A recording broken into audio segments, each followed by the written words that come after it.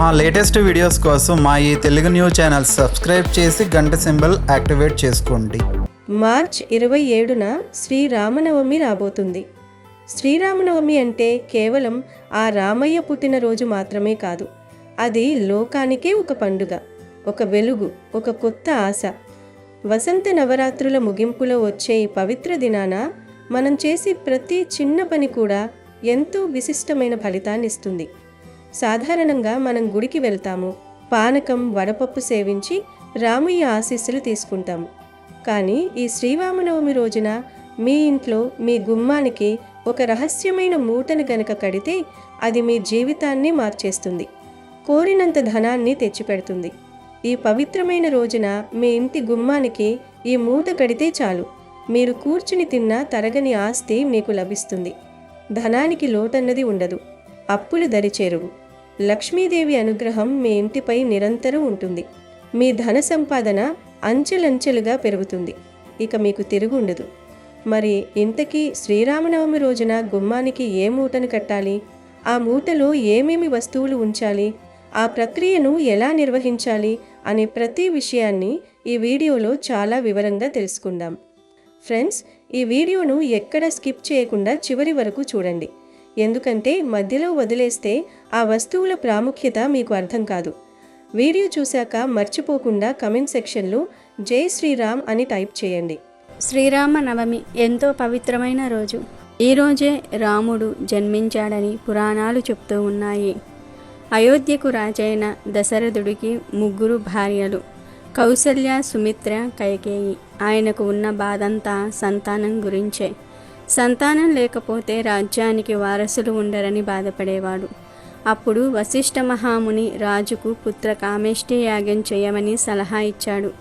దశరథుడు చేసిన యాగానికి తృప్తి చెందిన అగ్నిదేవుడు పాయసంతో నిండిన ఒక పాత్రను దశరథుడికి ఇచ్చి భార్యలకు ఇవ్వమని చెప్పాడు. దశరథుడు అందులో సగభాగం మొదటి భార్య కౌసల్యకు, రెండో సగభాగం చిన్న భార్య అయిన కైకేయికి ఇచ్చాడు. వారిద్దరూ వారి వాటాల్లో సగం మిగిల్చి రెండో భార్య అయిన సుమిత్రకు ఇచ్చారు.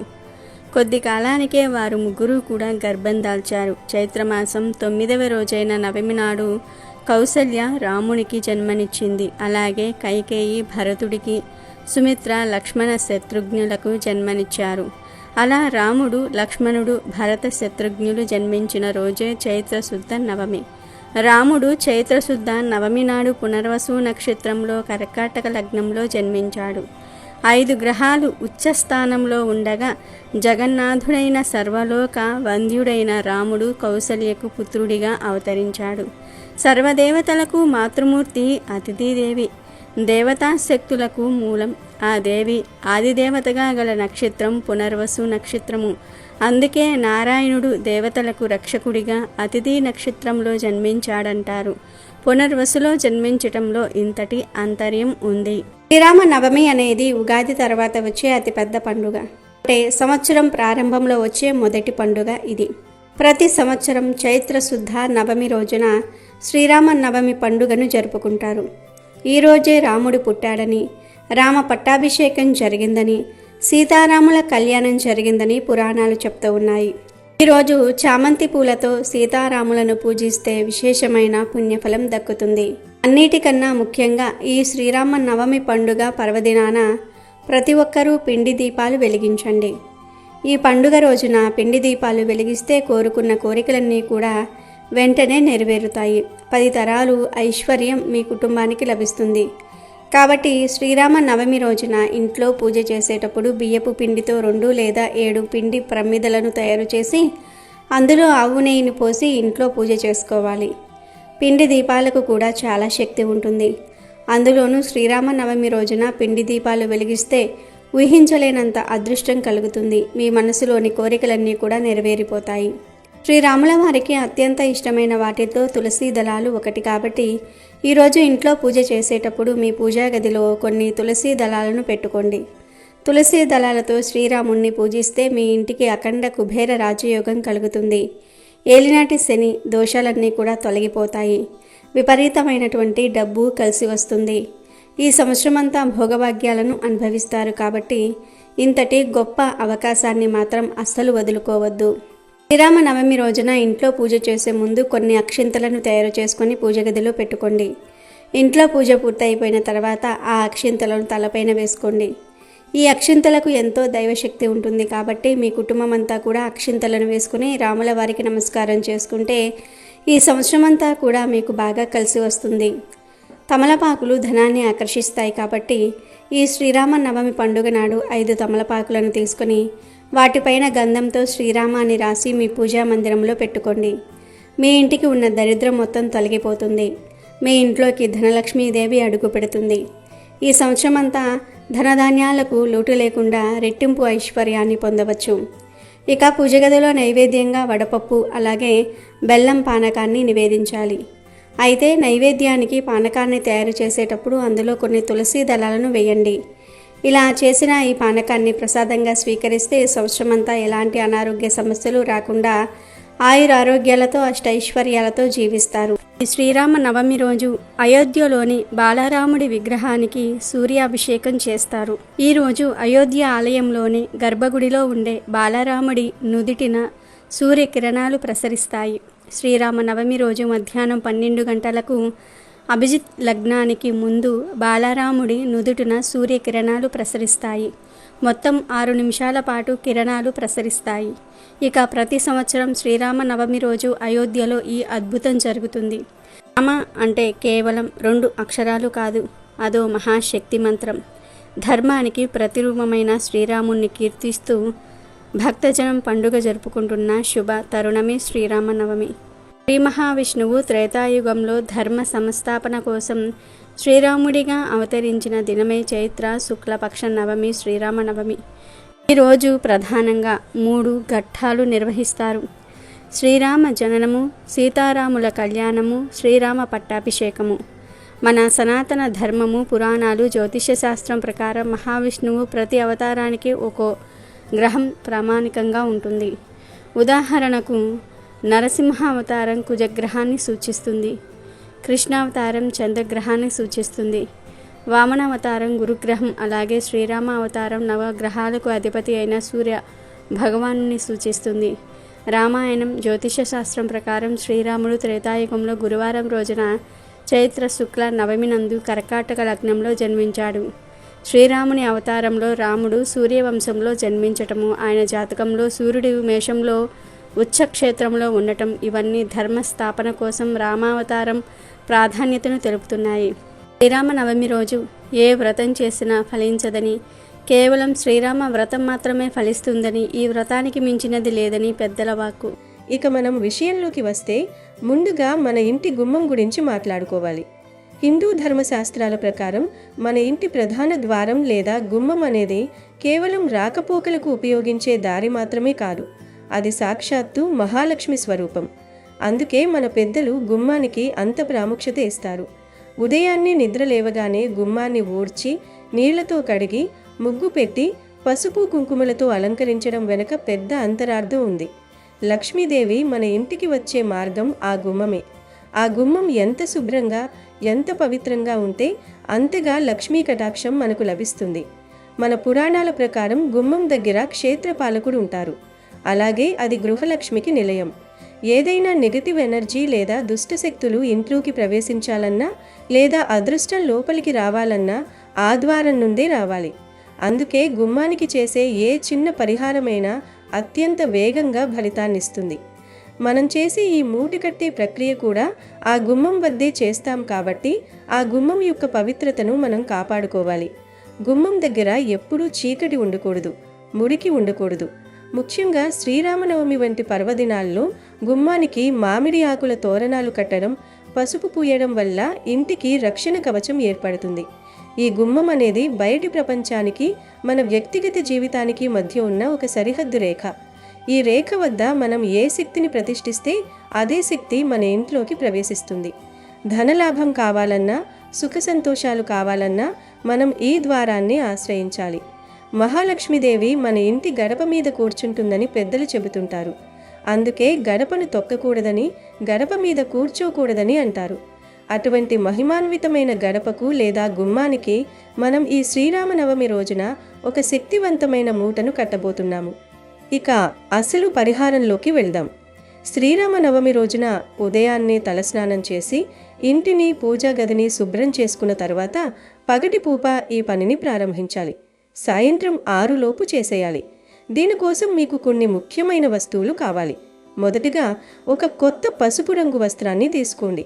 పసుపు రంగు అనేది లక్ష్మీదేవికి అత్యంత ప్రీతిపాత్రమైన రంగు. ఇది శుభసూచకం, మంగళకరమైనది. ఈ పసుపు వస్త్రంతోని మనం ఒక అద్భుతమైన సంపదనిచ్చే మూటను తయారు చేయబోతున్నాం. ఈ వస్త్రం చిన్నదైతే సరిపోతుంది, కానీ అది శుభ్రంగా ఉండాలి. ఇప్పుడు ఆ పసుపు వస్త్రంలో మొదటిగా కొద్దిగా కల్లుప్పు అంటే రాతి ఉప్పు వేయండి. ఉప్పు అంటే సాక్షాత్తు లక్ష్మీదేవి స్వరూపం. సముద్రం నుండి పుట్టింది కాబట్టి దీనిని సముద్రతనయ అంటారు. ఉప్పుకున్న గొప్ప గుణం ఏంటంటే అది తన చుట్టూ ఉన్న నెగిటివ్ ఎనర్జీని పీల్చేసుకుంటుంది మరియు ధనాన్ని ఆకర్షిస్తుంది. ఇంట్లో దరిద్రం పోవాలన్నా, కంటి దిష్టి తొలగిపోవాలన్నా ఉప్పు ప్రధానమైనది. ఆ తర్వాత అందులో 2 నల్ల గవ్వలను ఉంచండి. గవ్వలు కూడా సముద్రం నుండి లభించేవే. ఇవి లక్ష్మీదేవికి తమ్ముళ్ళు అని పిలుస్తారు. నల్ల గవ్వలు ఇంట్లో ఉంటే ఎటువంటి చేతబడి, చిల్లంగి లేదా చెడు చూపు మీ ఇంటి మీద పడదు. ఇది రక్షణ కవచంలా పనిచేస్తుంది. ఆ తర్వాత 2 గోమతి చక్రాలను ఆ వస్త్రంలో వేయండి. గోమతి చక్రాలు విష్ణుమూర్తి యొక్క సుదర్శన చక్రానికి ప్రతీకలు. ఎక్కడైతే గోమతి చక్రాలు ఉంటాయో అక్కడ విష్ణుమూర్తి కొలువై ఉంటాడు. విష్ణువు ఉన్న చోట లక్ష్మీదేవి ఆటోమేటిక్గా వస్తుంది. జీవితంలో అడ్డంకులు తొలగిపోవడానికి గోమతి చక్రాలు బాగా ఉపయోగపడతాయి. ఇక దీని తర్వాత అత్యంత ముఖ్యమైనవి 5 వేపాకులు వేయాలి. వేపాకులు సాక్షాత్తు ఆదిపరాశక్తి రూపం. శ్రీరామనవమి ఎండాకాలంలో వస్తుంది. ఈ సమయంలో వచ్చే వ్యాధులను, క్రిమికీటకాలను అడ్డుకోవడమే కాకుండా ఆధ్యాత్మికంగా వేపాకులకు దుష్టశక్తులను పారద్రోలే శక్తి ఉంటుంది. ఈ 5 వేపాకులు 5 ప్రాణాలకు లేదా పంచభూతాలకు సంకేతంగా మనం అందులో వేస్తున్నాం. చివరగా ఒక రూపాయి నాణం వేయండి. రూపాయి నాణం అనేది మన సంకల్పానికి మరియు మహాలక్ష్మికి ప్రతిరూపం. నాణం లేనిదే ఏ మూట పూర్తి కాదు. అది ఒక బీజం లాంటిది. ఆ బీజమే రేపు మహావృక్షంలా ఆస్తిని పెంచుతుంది. ఈ వస్తువులన్నింటినీ ఆ పసుపు వస్త్రంలో పెట్టిన తర్వాత దానిని ఒక చిన్న మూటలాగా కట్టాలి. మూట కట్టేటప్పుడు మీ మనసులో శ్రీరాముణ్ణి, లక్ష్మీదేవిని స్మరించుకుంటూ మీ కోరికలను, మీ సమస్యలను చెప్పుకోండి. స్వామి, ఈ రోజు నుండి నా ఇంట్లో ధనకరువు ఉండకూడదు, అందరూ సుఖంగా ఉండాలి అని మనస్ఫూర్తిగా ప్రార్థించండి. ఆ మూట కట్టిన తర్వాత ఆ మూట పైన కుంకుమతో గోవిందనామం వేయాలి. గోవిందనామం అనేది అఖండమైన శక్తి కలిగినది. తిరుపతి వెంకటేశ్వరుణ్ణి మనం గోవింద అని పిలుస్తాం. ఆ పేరులోనే సంపద ఉంది.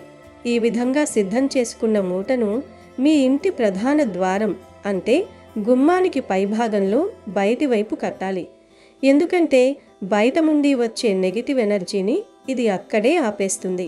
ఇలా శ్రీరామనవమి రోజున ఈ మూటను కట్టడం వల్ల కలిగే ఫలితాలు అమోఘం. ఈ మూట మీ ఇంట్లో ఉన్న వాస్తు దోషాలను కూడా పోగొడుతుంది. చాలామందికి ఎంత సంపాదించినా డబ్బు చేతిలో నిలవదు. వచ్చిన డబ్బు వచ్చినట్టు ఖర్చయిపోతుంటుంది. అటువంటి వారు ఈ పరిహారం చేస్తే ధన నిల్వ పెరుగుతుంది. అప్పులు ఇవ్వాల్సిన వారు తిరిగి ఇస్తారు. మీ వ్యాపారంలో లాభాలు వస్తాయి. ముఖ్యంగా కుటుంబ సభ్యుల మధ్య కలహాలు తగ్గి శాంతి నెలకొంటుంది. ఇది కేవలం ఒకరోజు ఫలితం ఇచ్చేది కాదు. వచ్చే ఏడాది శ్రీరామనవమి వరకు ఈ మూట మీ ఇంటికి రక్షణగా ఒక ధన ఆకర్షణ యంత్రంలా పనిచేస్తుంది. వచ్చే ఏడాది నవమి రాగానే ఈ పాత మూటను తీసి ప్రవహించే నీటిలో కలిపేయాలి. లేదా ఏదైనా చెట్టు మొదట్లో వేసేసి మళ్ళీ కొత్త మూటను ఇదే విధంగా కట్టుకోవాలి. ఈ ప్రక్రియలో మనం వాడిన ప్రతి వస్తువుకు ఒక శాస్త్రీయ మరియు ఆధ్యాత్మిక కారణం ఉంది. ఉప్పు గాలిలోని తేమను పీల్చుకున్నట్లే ఇంట్లోని అశాంతిని పీల్చుకుంటుంది. గవ్వలు మరియు గోమతి చక్రాలు మీ ఇంటి వైబ్రేషన్ను మారుస్తాయి. వేపాకులు గాలిని శుద్ధి చేస్తాయి. పసుపు బట్ట శుభాన్ని ఆహ్వానిస్తుంది. శ్రీరామనవమి అనేది ఒక గొప్ప ముహూర్తం. ఈ రోజున ఏ పని చేసినా అది 1000 రెట్లు ఫలితాన్నిస్తుంది. రాముడు అంటేనే ఒక ధర్మం, ఒక క్రమశిక్షణ. మీరు ఈ మూటను భక్తితో కట్టినప్పుడు ఆ ఇంట్లో ధర్మం వర్ధిల్లుతుంది. తద్వారా సంపద స్థిరంగా ఉంటుంది. చాలామంది అడుగుతుంటారు, కేవలం మూట కడితే డబ్బు వస్తుందా అని. ఆధ్యాత్మికతలో నమ్మకం అనేది పునాది. మనం చేసే ప్రయత్నానికి దైవబలం తోడైతేనే విజయం లభిస్తుంది. ఈ మూట ఒక పాజిటివ్ ఎనర్జీ సెంటర్ లాగా మీ ఇంటి గుమ్మం దగ్గర ఉంటుంది. మీరు ఇంటి నుండి బయటకు వెళ్ళేటప్పుడు, లోపలికి వచ్చేటప్పుడు ఆ మూటను చూడటం వల్ల మీలో ఒక తెలియని ప్రశాంతత, ఆత్మవిశ్వాసం కలుగుతాయి. శ్రీరామనవమి రోజున మధ్యాహ్నం 12 గంటల సమయంలో, అంటే రాముడు పుట్టిన అభిజిత్ లగ్నంలో ఈ పని చేస్తే ఇంకా మంచిది. ఒకవేళ ఆ సమయంలో కుదరకపోతే సాయంత్రం 6 లోపు ఎప్పుడైనా చేయవచ్చు. ఈ మూట కట్టేటప్పుడు ఎవరితోనూ మాట్లాడకుండా ఏకాగ్రతతో చేయడం ఉత్తమం. అలాగే ఈ మూట కట్టిన తర్వాత ప్రతిరోజు దీపారాధన చేసేటప్పుడు గుమ్మానికి కూడా ఒకసారి ధూపం చూపిస్తే ఆ శక్తి ఇంకా పెరుగుతుంది. మన పురాణాలలో కుబేరుడు కూడా లక్ష్మీదేవి అనుగ్రహం కోసమే తపస్సు చేశాడు. మనకు అంత తపస్సు చేసే శక్తి లేదు కాబట్టి మన పెద్దలు ఇటువంటి చిన్న చిన్న పరిహారాలను మనకు అందించారు. వీటిని పాటించడం వల్ల నష్టపోయేది ఏమీ లేదు, కానీ కలిగే లాభం మాత్రం చాలా పెద్దది. మీ జీవితంలో ఎన్నో ఏళ్లుగా వేధిస్తున్న సమస్యలు కూడా ఈ ఒక్క చిన్న మూటతో పరిష్కారం కావచ్చు. ముఖ్యంగా వివాహం కాని వారికి వివాహం అవ్వడం, ఉద్యోగం లేని వారికి ఉద్యోగ ప్రాప్తి కలగడం వంటివి కూడా జరుగుతాయి. ఎందుకంటే ధనమున్న చోట గౌరవం ఉంటుంది, సౌకర్యాలుంటాయి. శ్రీరామనవమి రోజున పానకం పంచడం ఎంత ముఖ్యమో మీ ఇంటి క్షేమం కోసం ఈ మూట కట్టడం కూడా అంతే ముఖ్యం. రామయ్య రాజ్యపాలనలో ఎవరూ ఆకలితో లేరు, ఎవరూ కష్టాల్లో లేరు. అందుకే మనం రామరాజ్యం కావాలని కోరుకుంటాం. మీ ఇల్లు కూడా ఒక చిన్న రామరాజ్యంలా మారాలంటే ఆ రాముడి ఆశీస్సులతో ఈ పరిహారం చేయండి. గుర్తుంచుకోండి, ఈ మూటలో వేసే వస్తువులేవి పాడైపోయేవి కావు. వేపాకులు ఎండిపోయినా వాటి శక్తి అలాగే ఉంటుంది, కాబట్టి మధ్యలో తీసేయాల్సిన అవసరం లేదు. సంపూర్ణ నమ్మకంతో, భక్తితో ఈ శ్రీరామనవమిని జరుపుకోండి. మీ ఇంట్లో కష్టాలన్నీ పోయి సుఖ సంతోషాలు వెల్లివిరుస్తాయి. లక్ష్మీదేవి అనుగ్రహంతో అష్టైశ్వర్యాలు సిద్ధిస్తాయి. వచ్చే సంవత్సరం శ్రీరామనవమి వరకు మీకు తిరుగుండదు. ధన ప్రవాహం నిరంతరం ఉంటుంది. మీ వ్యాపారం 3 పువ్వులు 6 కాయలుగా వర్ధిల్లుతుంది. పిల్లల చదువులో ఆటంకాలు తొలగిపోతాయి.